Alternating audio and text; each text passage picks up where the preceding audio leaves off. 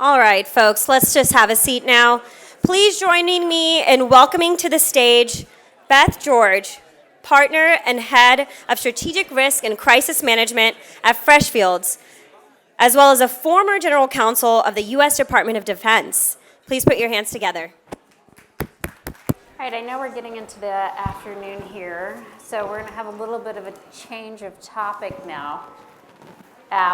Moving on to sort of cybersecurity, and I know that cybersecurity has been a really hot topic over the last couple of years. Then AI came on the scene, and now everyone seems to have forgotten that cybersecurity is an issue.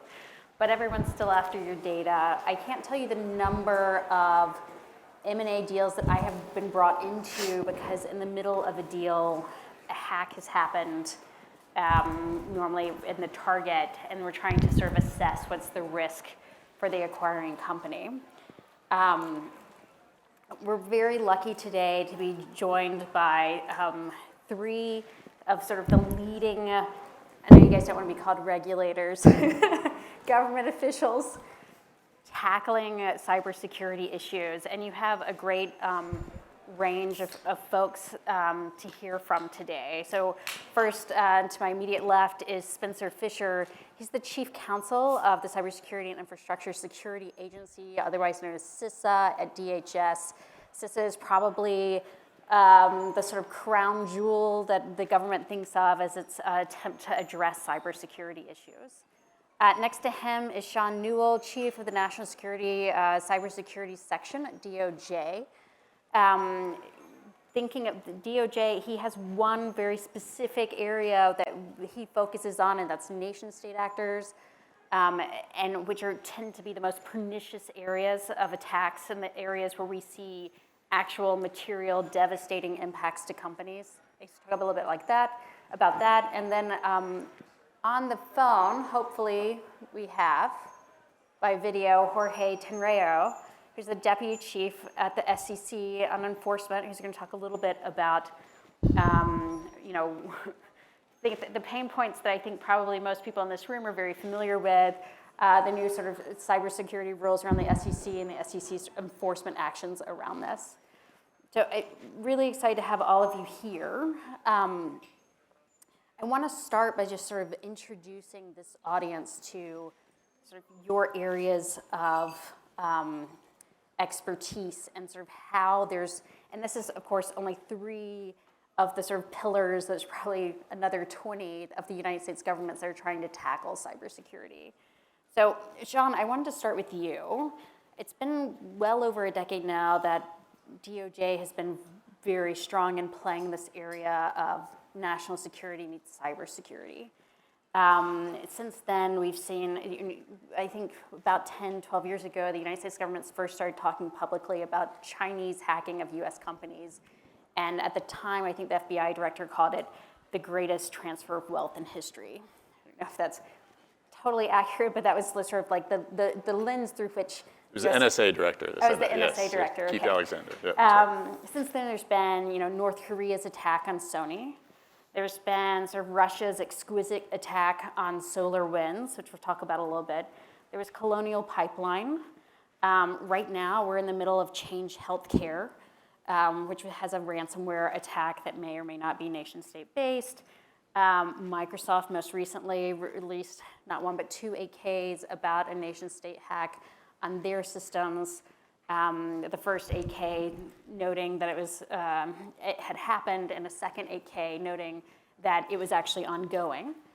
Can you give us a little bit more background on sort of how National Security Division at DOJ sort of sees the world, the threat picture right now, what's keeping you guys awake, and how you guys are getting involved in some of these attacks on U.S.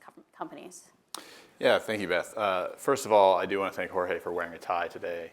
Spencer abandoned me by getting rid of his tie. Cyber chic, people. It's not a very good representation of Washington, D.C. But nonetheless, as far as the threat picture, what we are seeing, unfortunately, is I think both in the nation-state context and the transnational criminal organization context, just the actors continuing to evolve, continuing to increase the sophistication and scale of their activities.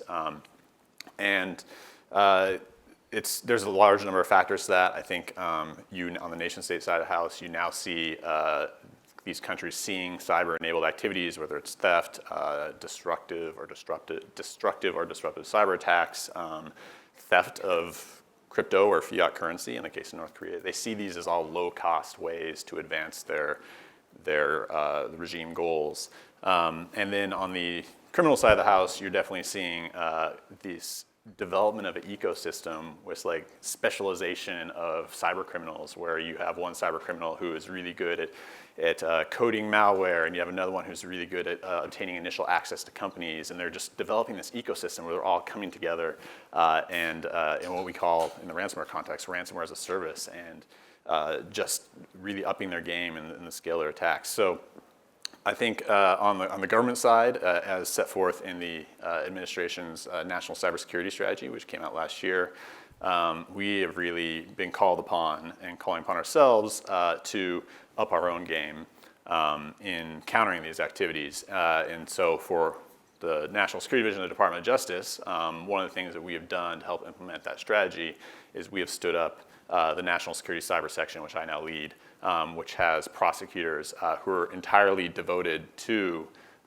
disrupting nation-state hackers. We have colleagues in our criminal division in the Computer Crime and Intellectual Property section who are entirely devoted towards disrupting the criminal threat. And we have AUSAs all around the country, including here in San Francisco and Oakland and San Jose, who are also working these types of cases. And that's one thing I want to point out there before I kind of talk about what keeps me up at night. You'll hear me say disrupting, because that is something that I think is being emphasized right now by the Department of Justice and our leadership in the context of our own strategy to disrupt cyber threats and in the National Cybersecurity Strategy, which is, we're all prosecutors at heart. We work with the FBI. We have their law enforcement agents. They have handcuffs. They like going and arresting people.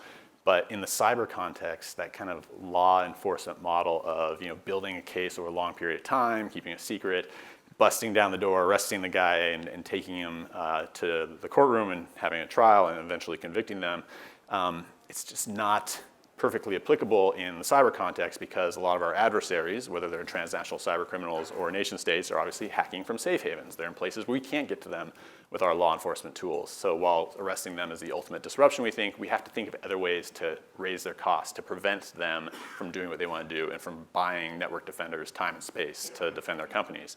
And so we really are focusing on that. Even though we're prosecutors and law enforcement agents at heart, we see our mission much more through a cybersecurity lens and enhancing cybersecurity. What keeps me up at night? Personally, for me, looking ahead, we're talking about Chinese, People's Republic of China actors targeting critical infrastructure.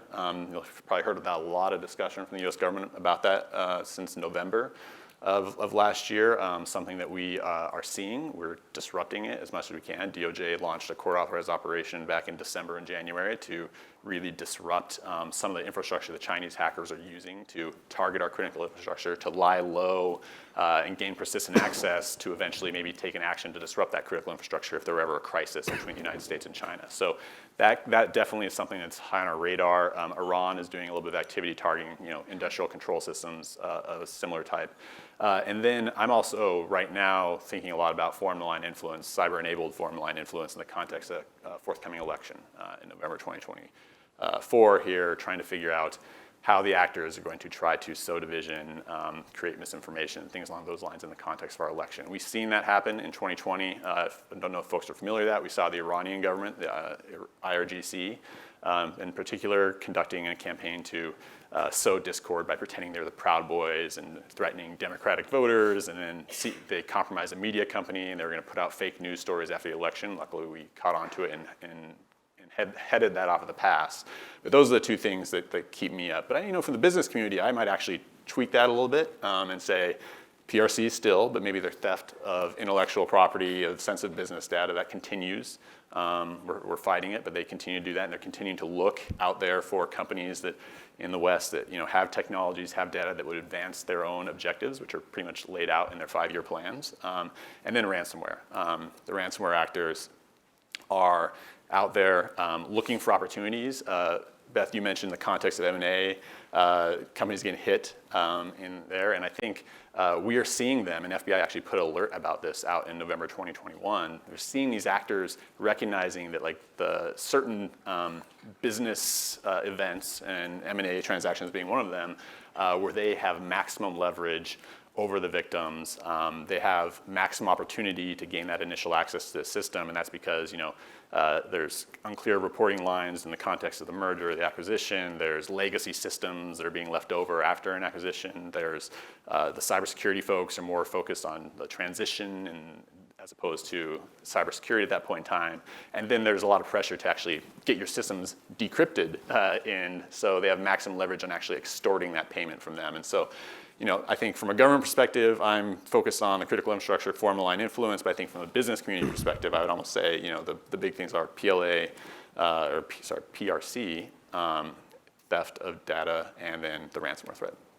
And that makes a lot of sense to me. I think even on the outside, in the private sector, I've been struck by the number of times that my clients have had a ransomware incident that seems to be exquisitely timed around 10K, 10Q reporting at some point, like where that 72-hour deadline is buttressed by something else. It's trying to prevent you from trying to negotiate that out. So it's definitely something I think we see in the private sector.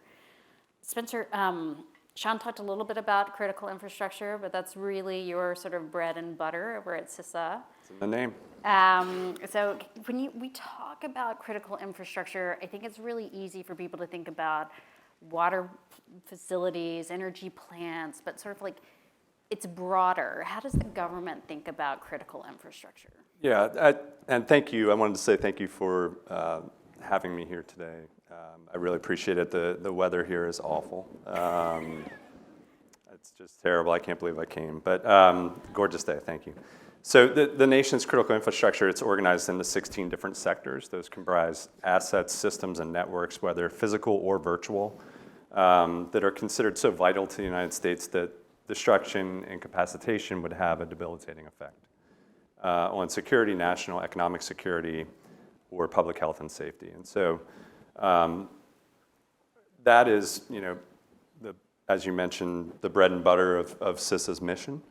But within that mission set, we have to prioritize, just like every agency has to prioritize what it focuses on. So I'll just run through a few of the things that we're prioritizing in that space. And that might be helpful for folks to hear. So at the end of last year, we launched a Shields Ready campaign, making resilience during incidents a reality by encouraging organizations and individuals to take action before an incident actually occurs. So in the government or in the military, we would talk about this as left of boom, and that is part of CISA's guidance at this time, and we're going to continue to promote that in 2024. I'll be the first to say AI. So, yep, gotcha. I had an awesome. I'm gonna. I wanted to do this. I'm gonna slightly take a detour here and mention that I visited a very awesome gentleman down the road here that shines shoes and has been doing so for 40 years. Right down the road from here. He had something interesting to say. He told me that in the buildings surrounding where he works, again, just a few blocks down the road here, everyone now is working on AI. And he said, what I've found is that every 12 years that changes. 12 years ago it was social media. 12 years before that it was .com. He said 12 years from now it'll be something else. And I thought, that's pretty awesome. That actually sounds perfectly true. Right now, AI, though, is top of mind for everyone. And we need to make sure that we're prepared for the adoption of that technology across critical infrastructure. So CISA has a number of initiatives and products, as well as standalone products on AI that we've co-sealed with other agencies as well as other governments that promote the safe and responsible design of AI products. Third, we're looking to support, if folks have not heard about Secure by Design, a Secure by Design revolution. There's no other way to put it. And this movement really looks to shift cybersecurity burdens from product vendors, or to product vendors and away from end users and create a culture of security within innovation. And so this is discussed in the cybersecurity strategy that Sean mentioned, and kind of ancillary or parallel to that is a conversation and kind of an ongoing dialogue about software reliability standards. And so my team at the CISA Chief Counsel's Office has been deeply involved in those discussions. Next, as Sean mentioned, is securing the 2024 elections. That extends the protection of individuals actually running elections at the state and local level. And this is something that's near and dear to my heart. I've worked on elections in one way or another really my whole career, starting out at the Department of Justice. We just released today a product co-sealed with the FBI and ODNI on FMI, so foreign malign influence. And we continue to put out products and guidance on securing our elections and protecting 2024. And finally, and certainly not least, is a campaign that we've started called Secure Our World. I knew I made it. I knew I made it when I was hired at CISA and went grocery shopping at Safeway and heard a jingle for Secure Our World playing over the loudspeaker, and I was like, that's cool, that's where I work. So Secure Our World's a campaign, it's a call to action really for businesses, states, local governments, schools, hospitals, to consider security an essential element of our everyday interactions. Technology is such a fundamental part of our daily lives that we need it to be reliable and secure. And it's the job of tech manufacturers to help with that. But we also need to make sure as end users we're doing the basics to stay safe and responsible. And so CISA is working to help folks get there. In addition, I'll just mention a few, since you mentioned the critical infrastructure, there are a few focus areas that our director and the agency have identified, such as K through 12 schools, the water sector, it was mentioned earlier, hospitals, as you mentioned, the Change Healthcare. So there are pieces of that we're focused on, but obviously we have to worry about the whole as well. We're the lead for cyber defense, the national lead for cyber defense. But really, we're all kind of on the front lines, to borrow some of my military parlance, when it comes to defending and creating a safe cyberspace. And over the next year, you can expect CISA, as we've done over the past several years, to keep developing and putting out products and guidance in that respect. Thanks, Spencer. Now, Jorge, I think you're probably the regulator that everyone's the most familiar with in this room. So the SEC has been active in cybersecurity for over a decade, and most recently it sort of culminated in finally publishing a rule on requiring reporting on material cybersecurity incidents. Can you talk a little bit about how the SEC is sort of structured to tackle cybersecurity and where you guys are thinking about putting priorities for enforcement? Sure, thank you. And I will start with the usual SEC disclaimer about my remarks obviously are mine in my capacity and not necessarily reflecting the views of the staff, commissioners of the commission, certainly. So I think as you alluded to, the SEC has been active on cyber issues for a while. In 2011, our Division of Corporation Finance issued staff guidance to help public companies on issues to be considered in addressing cyber issues and their disclosures, and what cyber-related incidents or issues to disclose in periodic filings, including in the event of breaches. In 2018, the Commission itself issued additional cyber guidance for public companies to provide sort of, I guess from my perspective, further granularity and reiterating the obligation of public companies to share material information about cyber incidents with investors. And then, as you just mentioned, in this past July, the Commission adopted a new rule for public companies, for public company issuers regarding cyber. So I would say that each level of guidance and then the rule have built on what came before. But in terms of how the SEC is structured, I think it's fair to say that, there's a number of different parts of groups or offices of the SEC that tackle cybersecurity related concerns and disclosures, right? Most prominent in my mind are, I think, the Division of Corporation Finance, the Division of Exams, and in some instances also, the Division of Enforcement, where I work. So, to take a step back, I think the SEC has approached cyber through essentially two separate channels. One is what I think about as the registrant community, and the other is public companies, which is what you're talking about in the new rule. So just very briefly on registrants, such as, those are broker dealers, registered investment advisors, and other SEC registered intermediaries. There's been for a while now a variety of rules that apply to how they maintain, secure, and dispose of customer sensitive information. And so the Division of Examinations performs periodic exams and other reviews of these policies and procedures and implementation to ensure compliance with those rules. So that's a part of the SEC that deals with those issues. Now, for public companies, I think the SEC is committed to ensuring that investors have access to material information to which they are entitled to, so they can make informed investment decisions and consider cyber-related risks that may impact their returns. So the Division of Corporation Finance reviews public filings and engages with filers. And I think as people in that division have recently stated publicly and have always stated, as interpretive questions arise, I think that the division does have a longstanding open door policy, and they want to encourage you to talk to staff about questions you may have. Finally, perhaps some people's least favorite division is the Division of Enforcement, the one you least want to hear about. I can't blame you necessarily. So obviously we're authorized to investigate violations by registrants and public companies. And with commission authorization, we can bring enforcement actions if we identify violations. So, slightly different from what my colleagues have been talking about, our focus there is on disclosure, right? And of course, we're mindful of punishing a company that has suffered a breach or that has in some ways been a victim, in the ways that they've described. But our focus is on public companies and to make sure that that the breach doesn't create additional victims, essentially, because the company failed to provide investors with material information, right? So in terms of our priorities, I think the new rule is interesting and a priority. It's new. So sometimes it takes a while for that to percolate its way to the enforcement division. But I think it's fair to say that's something that, enforcement people are keeping an eye on.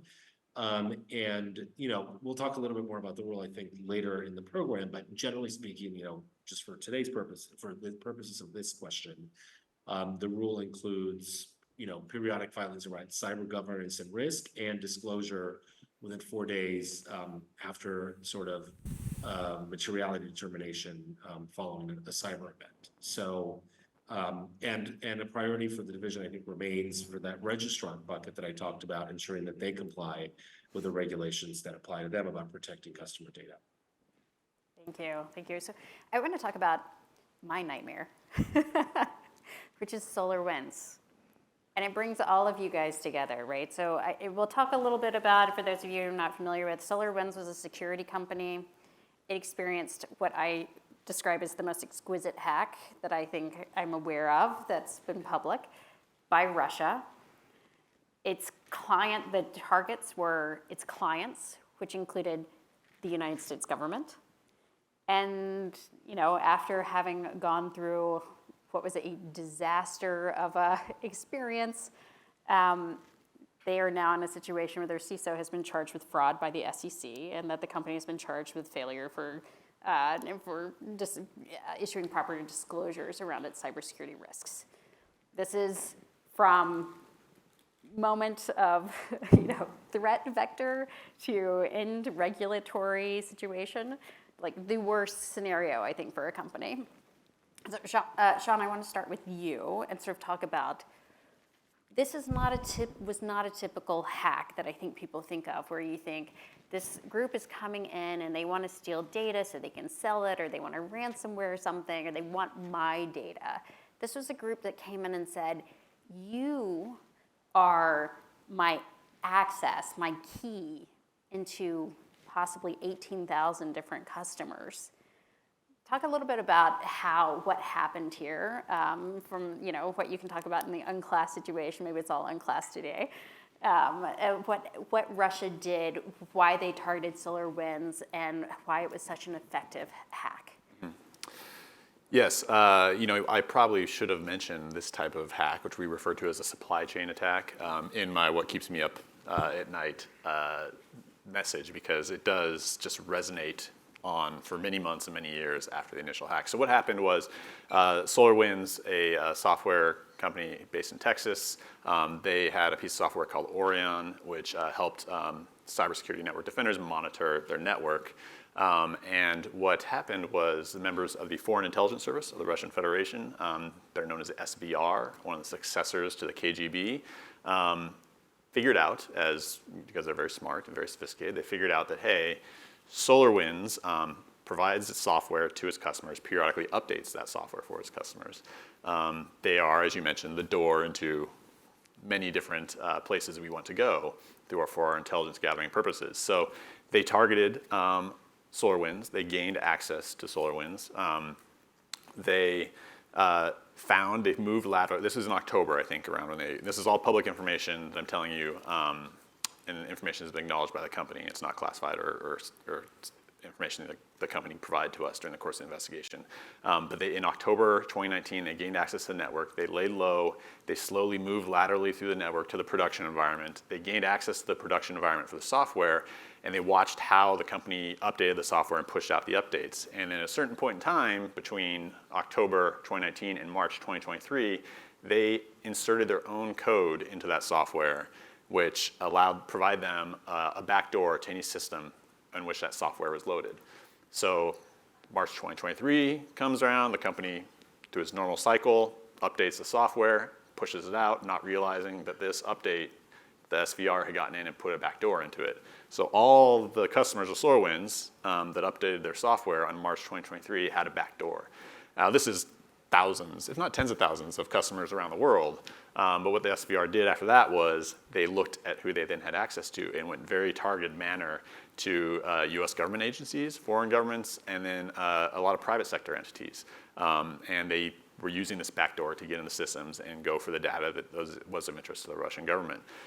It wasn't until, so that was in March, it wasn't until December 2020 when they went after a company called FireEye, which for those of you who aren't familiar, incident response company, very sophisticated.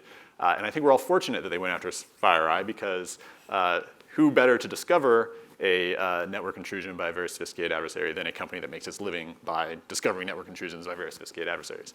Luckily for us, FireEye noticed something was up, started digging into it, and actually discovered that there was this vulnerability and kind of sounded the alarm.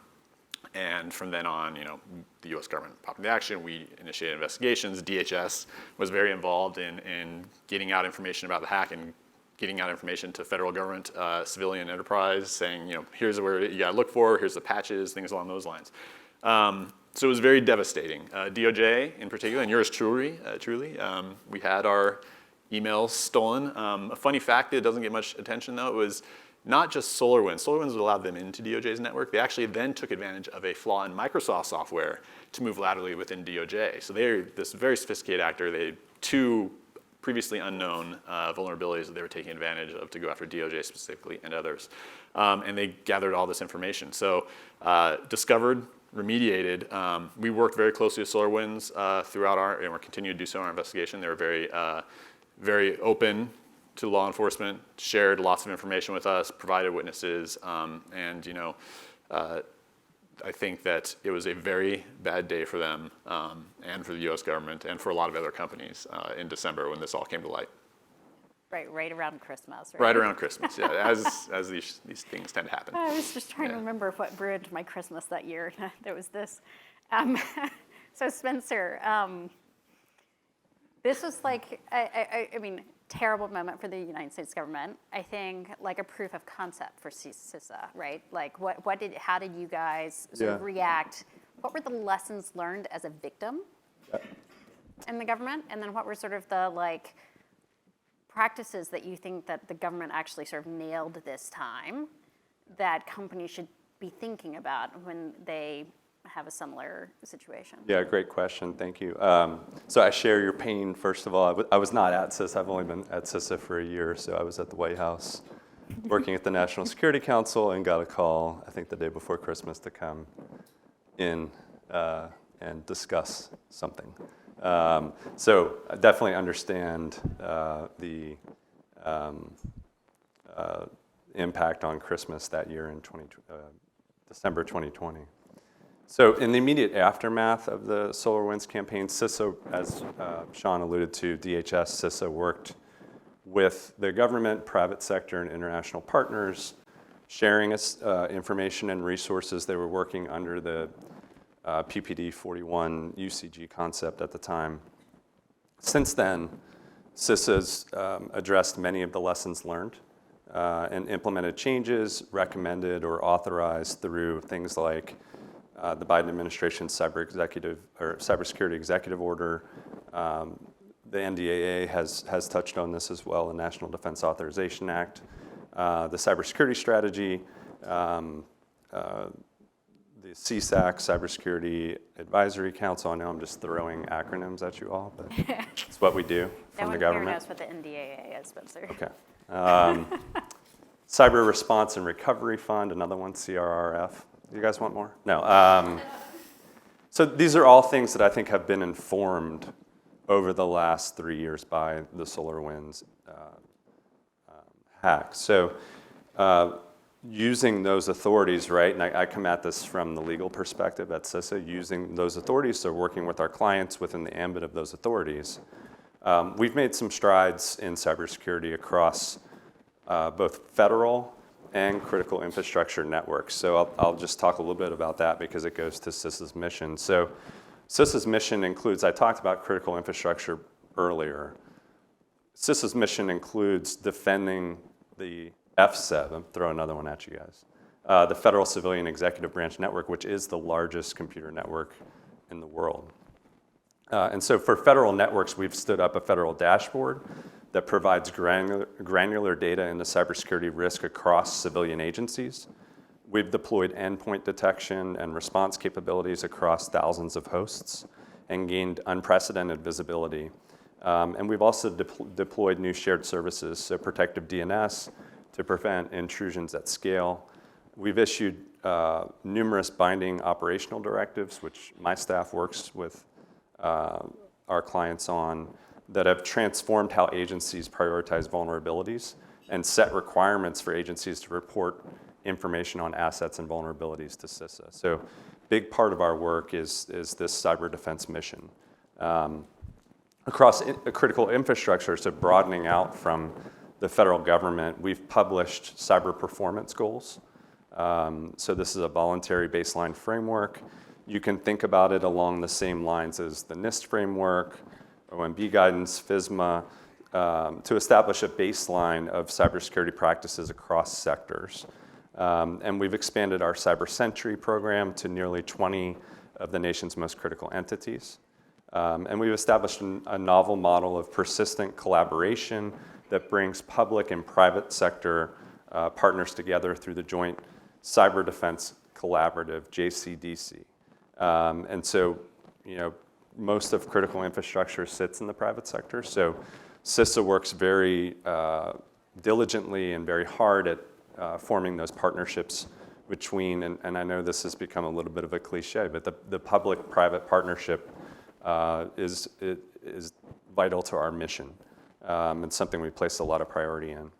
And we drive collaborative efforts to drive down cyber risks to the nation's critical infrastructure. So that requires identifying what the risks are, information sharing, conducting risk and vulnerability assessments, deploying threat detection, so threat hunt capabilities, and leveraging our capacity to assist the private sector.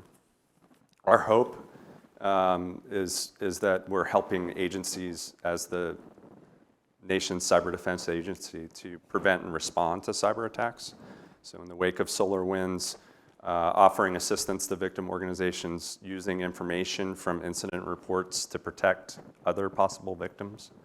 And when those things are reported and reported quickly, they can contribute to stopping attacks and cyber incidents that are underway. So as we look ahead, my hope is that CISA, working with our interagency partners, will be able to look back and see that our nation, companies, and people have worked together to learn and form a collective ability to respond and recover to things like SolarWinds, and work towards resilience. And it really is, and I know I'll throw another cliche, but it really is a whole of nation, whole of government effort to keep us safe. Thank you. Jorge, I know that we have limited time with you. How many minutes do I have left? I could probably just take another 15, thank you. Okay, Sorry. got it. I got it. I'm good. Thank you. All right, so SolarWinds is probably the biggest enforcement action I think the private community sector has seen from the SEC.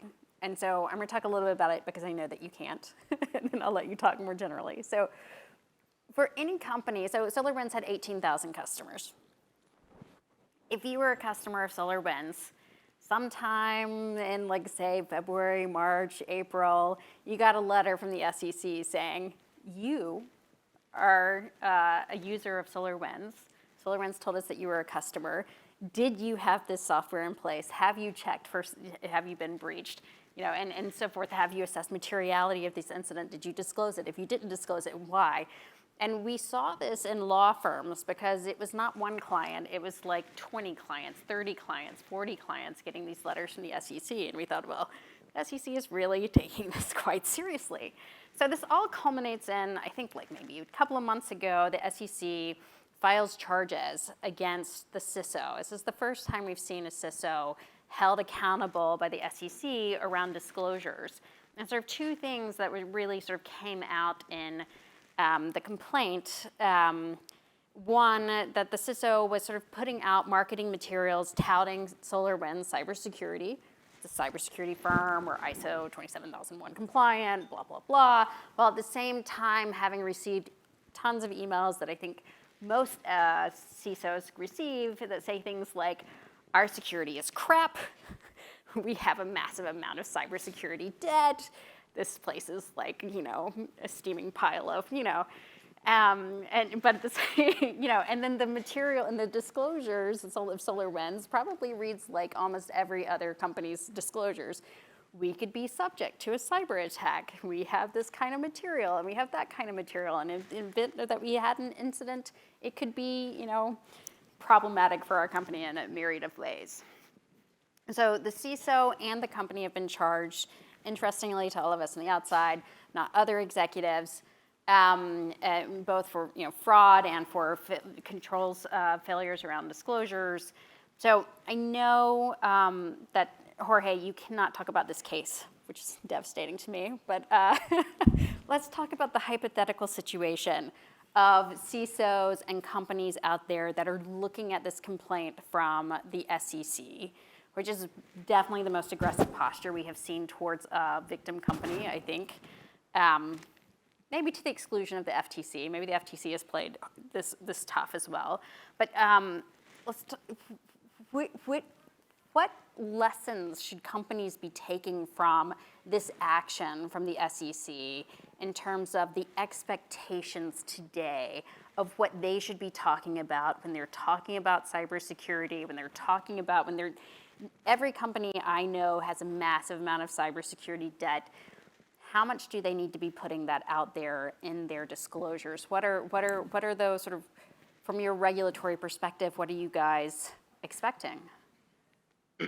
So you're right, I can't talk about SolarWinds, it's an active litigation, sorry, maybe one day. But taking a step back just several degrees to address the question without referencing any particular matter, you know, I think obviously we know that the issue of personal liability has garnered a lot of attention. And look, we look at the facts and circumstances. I know that's not very satisfactory, but you know, I think we don't look at titles. We look at what did the person know or should have known in their position? What did they do or did not do? You know, and how does that measure up to sort of statutes and the law, really the rules and regulations? So I think generally speaking, and I think, you know, higher ranking people in enforcement have said it, if you are operating in good faith and take reasonable steps, you're unlikely to hear from us. In some ways, when I think about these issues and people ask me, I think back on my career when I was a staff attorney and, you know, working on my own investigations. And I once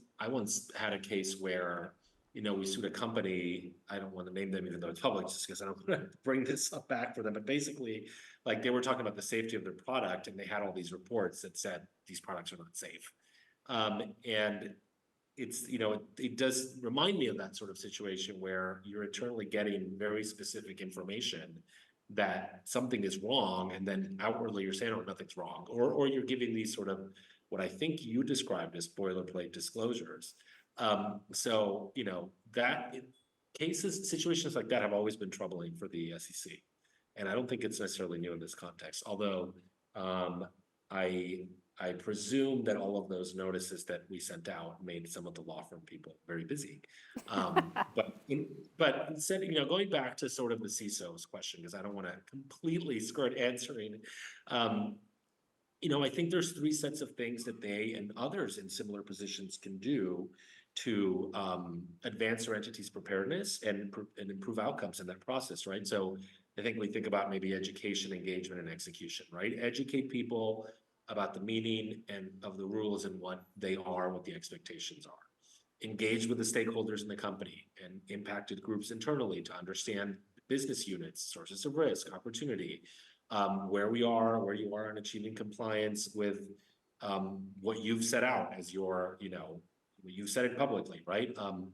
And then execute, right? Make sure that the company's good plans and policies and procedures are implemented effectively and consistently. I think, as I alluded to with my example, if someone was aware of red flags or purposely ignored them, and, how did the person respond or fail to respond, or how did those actions or awareness implicate internal controls or disclosures, right? Those are the questions that we're going to be asking. So for your I think you asked a hypothetical about someone who's sort of maybe talking internally and maybe they're not getting the response that they want. And we have had, that's a serious issue, right? We have had public enforcement actions where in the charging documents, we've mentioned that there were breakdowns in communications, maybe not necessarily that somebody was being ignored on purpose, which sounds more problematic, but there were breakdowns in policies and procedures on disclosure, right? Making sure the information from here gets up to here.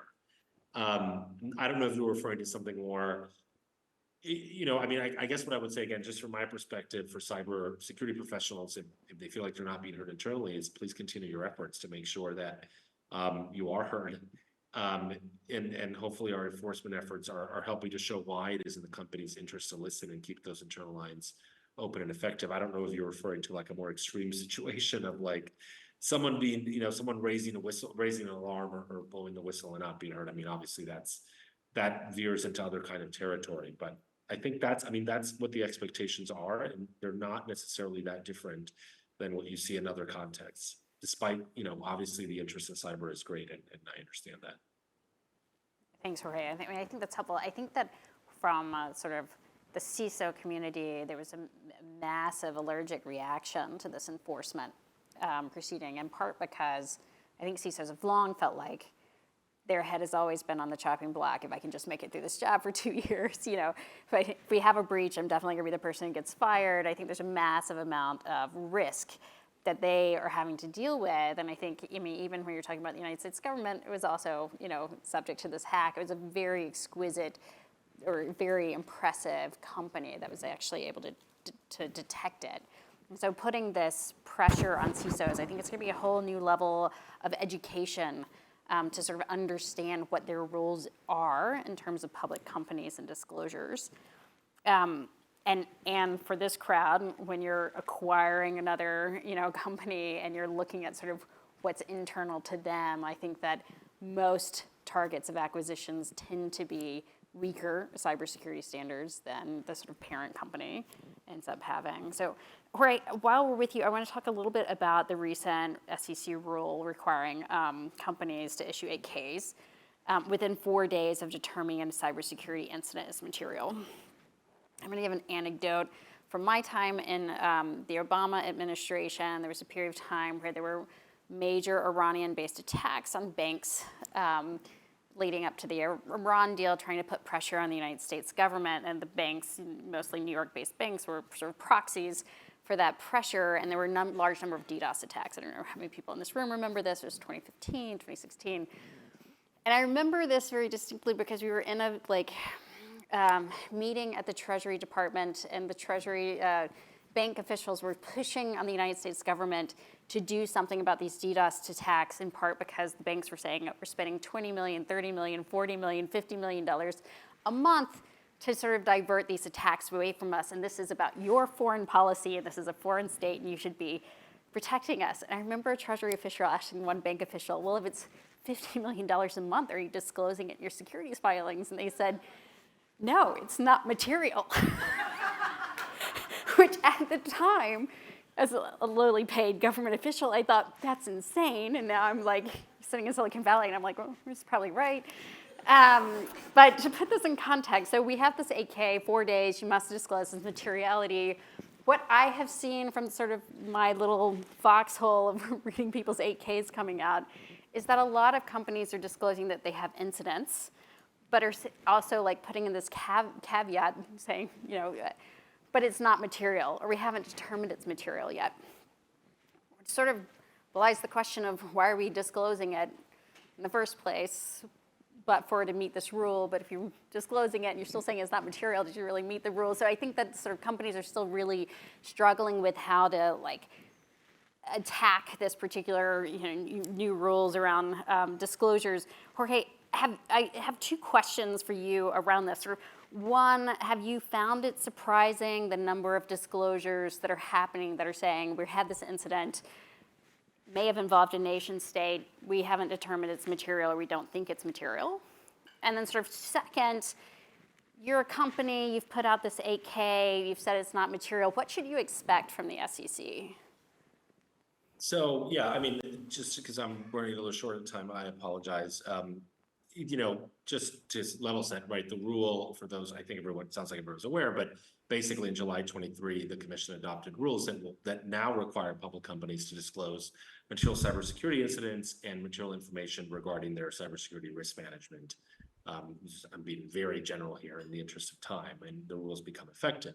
Now, I think the SEC found that companies already provide this information, but on different timelines and at different levels of detail, different sections. And so part of the idea was that investors need more timely and consistent cybersecurity disclosures to make informed investment decisions. That, I think, was the SEC's stated goal, in adopting the rule, or one of the stated goals.